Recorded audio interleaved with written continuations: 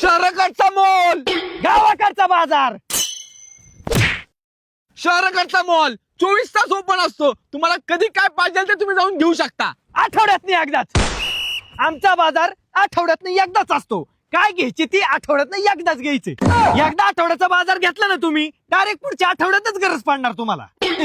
मध्ये आधी गरजच पडत नाही आम्हाला घ्यायची काही. आमच्या मॉल मध्ये भाज्यांच्या वस्तूंचा रेट एकदम फिक्स असतो. तसलं टेन्शनच नाही. आमच्या बाजारात तसलं काही टेन्शनच नसतं. आमचा शेतकरी राजा आहे ना, तुम्हाला परवडन तेच रेट मध्ये भाज्या देतो. काहीच टेन्शन नाही. आणि कधी कधी जर तुमच्याकडे पैसेच नसते ना, तर आमचा शेतकरी राजा एवढा दिलदार आहे ना, तुम्हाला फुकट म्हणलं तरी देऊ शकतो बाजार तो. क्वालिटी शेतकरी. आमच्या मॉल मध्ये भाज्या सगळ्या हायजेनिक असतात व टवटवीत कलरफुल असतात. रताळी यांच्या मॉल मध्ये एकदम पांघर भाज्या असतात. त्याला चवना धाऊ ती फक्त ती कलरफुल दिसतात. काही नाही, त्याला फक्त केमिकलनी इंजेक्शन देऊन कलर मारलेला असतो. त्याला चवना धाऊ पांघर निवाच्या भाज्या असतात. दिसाय फक्त नीट.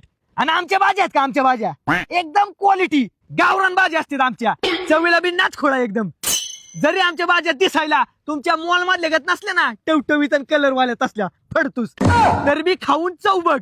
आणि कधी त्यांनी आजार बी नाही पडू शकत. एकदम नॅचरल आणि एकदम ओरिजिनल. आणि आमच्या भाज्या आहेत का, ताज्या असतात. ताजे एकदम रानातनं सकाळ सकाळी काढून बाजारात आणलेले असतात विकायला, एकदम फ्रेश. तुमच्याकडे नसतं ती इंजेक्शन मारून तिथं शोला मांडले.